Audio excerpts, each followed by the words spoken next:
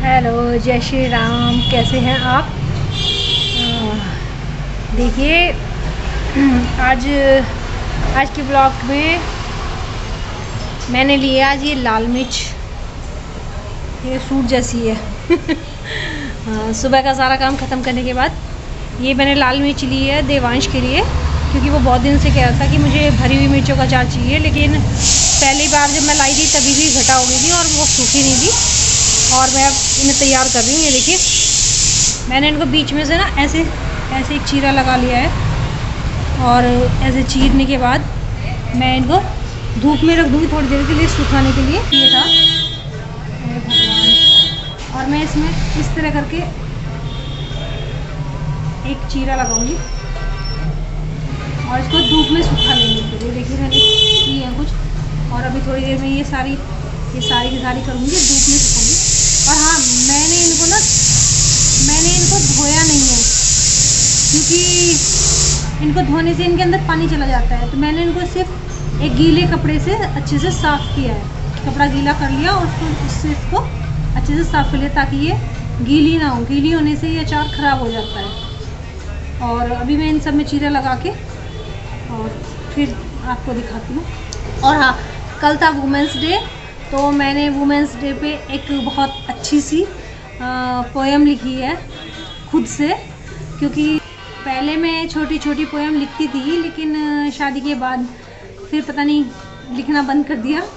और अब जब से मैंने ब्लॉगिंग शुरू की है, तब से माइंड में जो थॉट आते हैं तो उनको नोट कर लेती हूँ कभी कभी। और कल ऐसे ही वुमेंस डे पे मैंने जो थॉट बोले या पढ़े, उसके बाद मुझे अचानक से दिमाग में एक पोएम सी थॉट के रूप में आने लगी और मैंने वो नोट की रात को 12 बजे। तो वो मैं आपको इस ब्लॉग में डालूँगी, आप देखिएगा, बताइएगा कि मैंने क्या लिखा और कैसा लिखा। कमेंट में ज़रूर बताइएगा।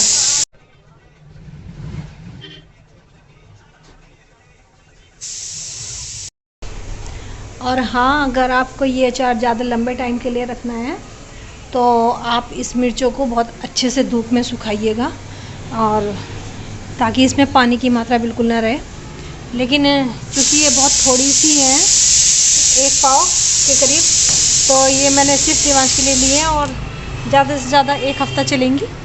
तो इसलिए मुझे लगता है ये 1 दिन में ही सूख जाएंगी। वैसे भी थोड़ी सूखी सूखी सी है, तो धूप भी बहुत अच्छी है। ये देखिए, और मैंने गाड़ी के ऊपर रख दिया, ये यहाँ पे शाम तक सूख जाएंगी।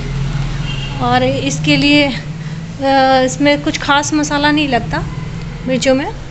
इसमें सौंफ, धनिया और थोड़ी सी पिसी हुई राई और थोड़ा सा सरसों का तेल। वो सरसों का तेल आप घर का शुद्ध ले लीजिए, या फिर कच्ची धानी का जो आता है वो ले लीजिए। मेरे पास थोड़ा सा रखा हुआ है, क्योंकि गांव से आ जाता है हमारे यहाँ, तो वो रखा हुआ है। तो बस सौंफ धनिया भी पिसा हुआ रखा है, ये हो जाएगा। चलिए, मैं आपको वो पोएम सुनाती हूँ जो मैंने रात को लिखी थी, वुमेंस डे वाली। ये देखिए, ये मैंने रात को लिखी थी। और आप मुझे बताइएगा कि कैसी है। मैं पहले कैमरा कहीं सेट कर लूँ अच्छे से। अब कैमरा सेट हो गया।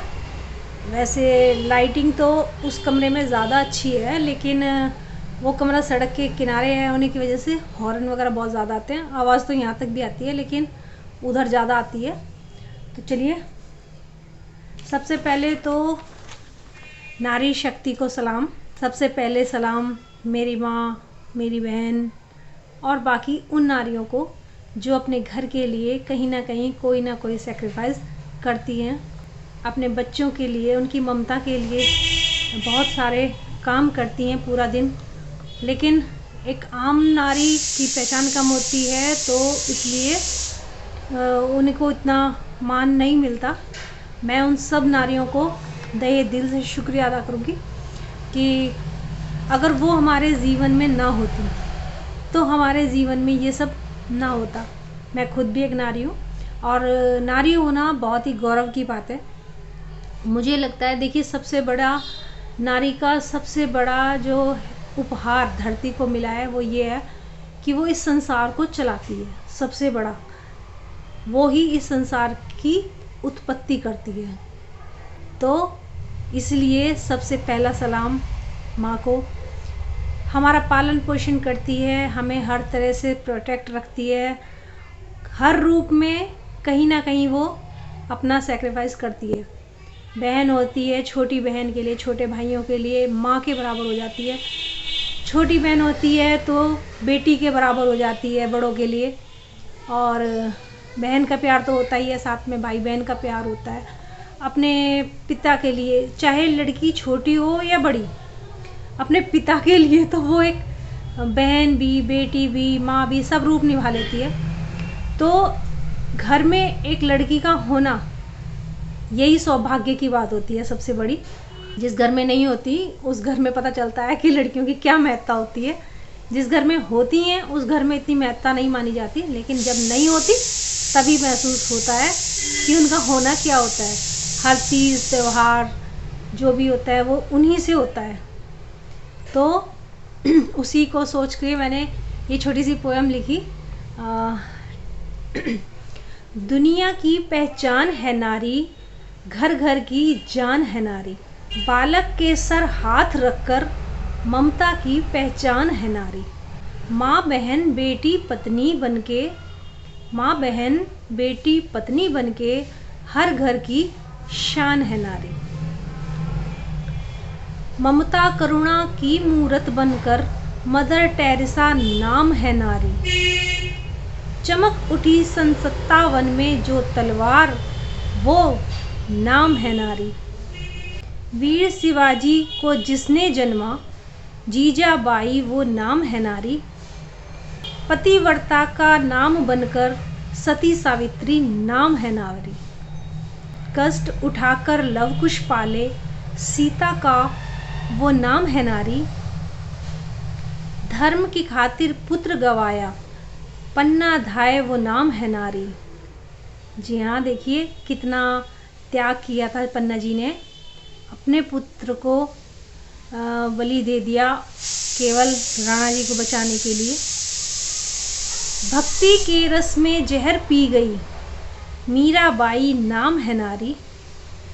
कितने कितने नामों से जानो अलग अलग पहचान है नारी। जी हाँ, देखिए हमारे आज के देश में भी कल्पना चावला जैसी नारी, इंदिरा गांधी जैसी, तो हर क्षेत्र में कितना आगे बढ़ रही हैं। भारत के कितने किस्से हैं, उन किस्सों की जान है नारी। सतयुग से इस कलयुग तक धरती पे आधार है नारी। दुनिया की पहचान है नारी, घर घर की जान है नारी। जो कभी मिट ना सकेगा उस अस्तित्व की पहचान है नारी। दुनिया की पहचान है नारी, घर घर की जान है नारी। तो ये छोटी सी लाइनें कुछ मुझे याद आई थी जो मैंने आपको सुनाई। अब आप बताइएगा कि मैंने अपनी कविता में जो भी लिखा आप उससे कितने सहमत हैं। क्या सचमुच में हमारे देश और दुनिया में नारी अगर नहीं होती तो क्या इस दुनिया का या इस देश का अस्तित्व बन सकता था? नहीं बन सकता था, मुझे नहीं लगता। जितने महान यहाँ पुरुष हुए हैं उतनी ही महान यहाँ नारी भी हुई हैं। लक्ष्मीबाई, जीजाबाई, मदर टेरेसा और भी बहुत कई सारी संत नारियाँ भी हुई हैं। सावित्री, यशोदा मैया है, गंधारी हैं, कुंती हैं, मतलब इतिहास में अनगिनत नाम हैं। मैं शायद सब नाम भी ना ले पाऊँ। बहुत सारी भक्ति में हैं। राम की भक्ति में अहिल्या जी हैं, अहिल्या को तारा राम जी ने। और आप देखिए सीता मैया है, कौशल्या माता का कितना त्याग है। साथ साथ में लक्ष्मण जी की पत्नी का कितना बड़ा योगदान है कि 14 वर्ष तक अपने पति का इंतज़ार किया उन्होंने। तो हर किसी का कहीं ना कहीं कुछ ना कुछ त्याग इस समाज को बनाने में है और घर घर में होता है, छोटे से छोटे घर में भी होता है। अपने बच्चों के लिए पूरे दिन सुबह से लेकर शाम तक काम करती हैं और शायद पूरे दिन काम करने के बाद उन्हें एक छोटा सा थैंक यू भी नहीं मिलता।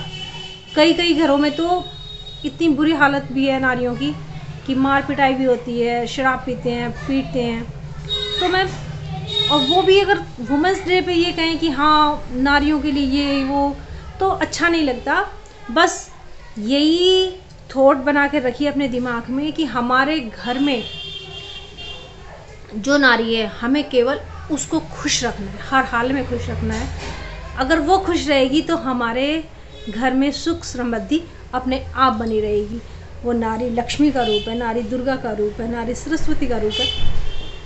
अगर आप उसको खुश रखेंगे तो आपके घर में इन चीज़ों की कमी तो कभी होगी नहीं। तो यही है कि जहाँ नारी की पूजा होती है वहीं देवता निवास करते हैं।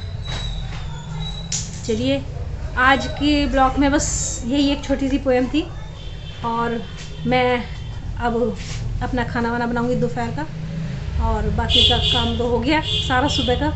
चलिए फिर मिलेंगे छोटे से ब्लॉग में। बाय बाय, जय श्री राम।